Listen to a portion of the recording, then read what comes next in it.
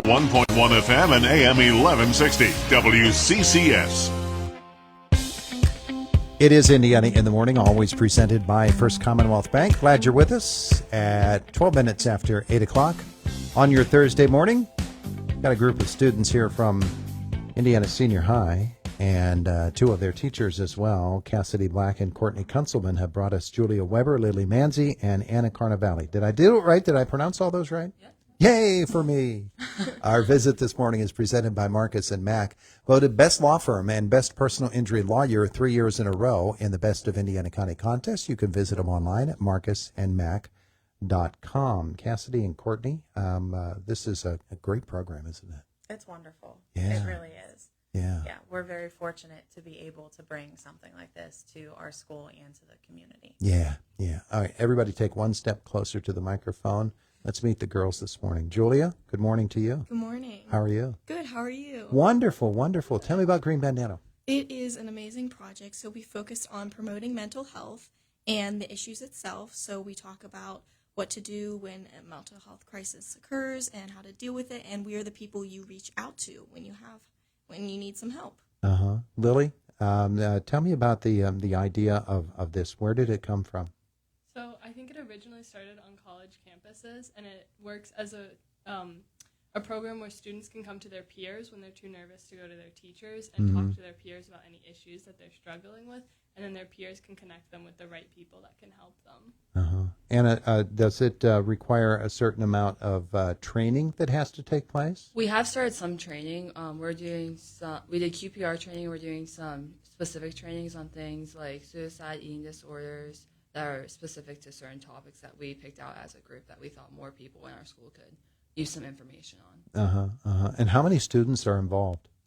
There's about 20 on what we call our green team, which is a leadership organization, and then there's 20 to 40 green bandanas that carry our green bandanas around the school. So there's an actual physical green bandana that you're carrying with you. Yes, we tie them to the back of our backpacks as a symbol that we are green bandanas.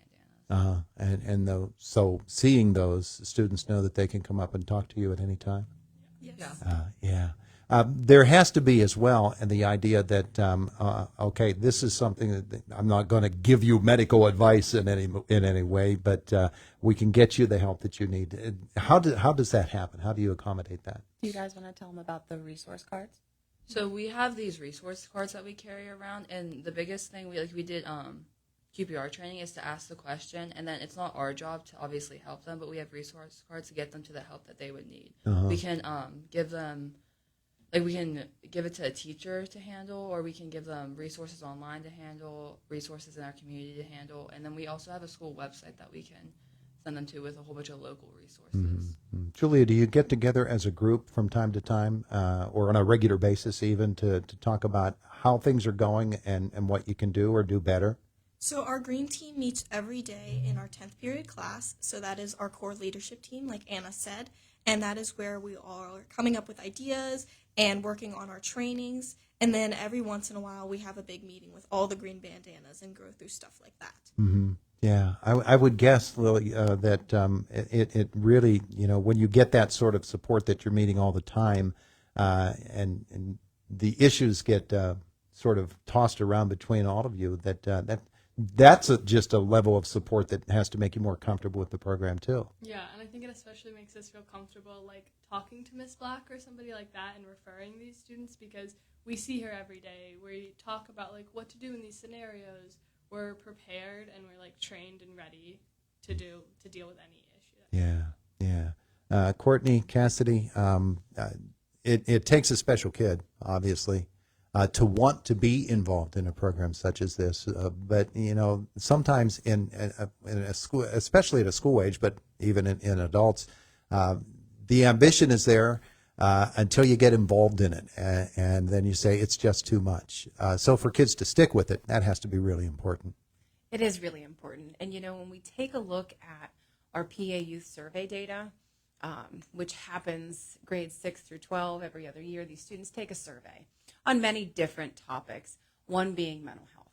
Our students are likely to reach out to their peers, their parents, and we want to make sure that those peers, who ultimately are going to become community members and parents, we want to make sure that they're equipped with the skills that they need to have those conversations and to connect their peers with support. Yeah, it has to be so important. And teachers, of course, when you know you have kids involved in the Green Bandana program, Cassidy, to know that they're out there sort of acting as an extension of what you experience as teachers, because people will treat you differently. Other students will treat you differently than they will other students, and they'll relate to them in a different way. It's wonderful to see. I see them during my 10th period, but I don't see them in other areas of the building. And I've had conversations with other teachers in our guidance department, and they're like, "I saw your bandanas in action today," and I'm like, that's Wow. good to hear that they're making a difference with our students and in the community too. Wow, what a moment that must be, huh? It's wonderful. Wow.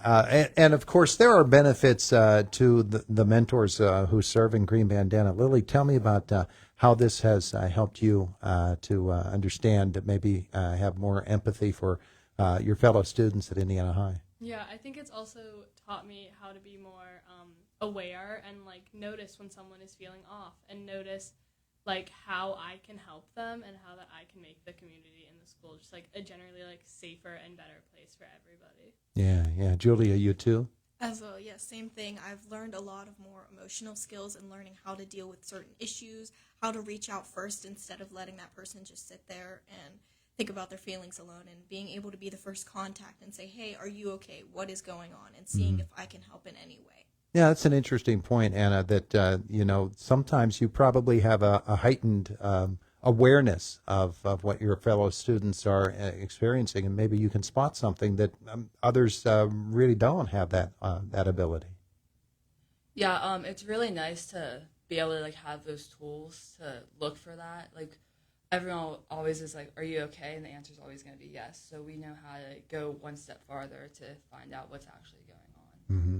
Is Green Bandana a program that happens in other schools across the nation? Yes. So it initially started as just a college program, like Lily was saying earlier, but recently it opened up to high schools. And we were fortunate enough to partner with DA Manzi's office to help support our funding for the first year, because it can be expensive for schools to join the program. But we had a conversation with the kids in November, and I said, "Do you want to do this?" And they said yes. And Courtney and I were like, "Okay, we'll do whatever we need to make it happen." And we were really fortunate enough to partner with DA Manzi, and they were able to fund us for the first year. And he's been a wonderful resource and a guidance for us. And also the Indiana Education Foundation, they have donated to us as well, to our project, to help us kind of get our feet off the ground, which has been a blessing. Yeah. So this is the first year at the school district for this? Officially. We've done a lot surrounding mental health and reducing stigma and raising awareness, but this is really the first year that we've incorporated with the National Green Bandana Project, which has been incredible. It opens up many materials, resources, access to expand what we can offer the students. It's wonderful. Yeah. Have you gotten parental feedback at all? I have, actually. Funny enough, Lily's mom had emailed me at one point, and she thanked me sincerely. It almost made me cry for the work that we're doing and the opportunities that we're giving the kids. So it's really good to hear from multiple areas that what we're doing is working, and it's really appreciated. Yeah. Just the community has been very supportive. I think that everybody is aware that mental health should be a priority, but nobody really knows how to tackle it because it is such a big undertaking. So I think that just seeing our students being willing to do that, our community has been wonderfully supportive. Yeah. Now, for you folks as students, being able to shine a light and to sort of bring out into the open the fact that mental health is a really important thing from a student's age and standpoint, that has to feel pretty good. But to know that you're making a difference, that has to be a big part of it too, right? Yeah, terrific. And by the way, I understand that you almost made them cry too with your driving skills coming over.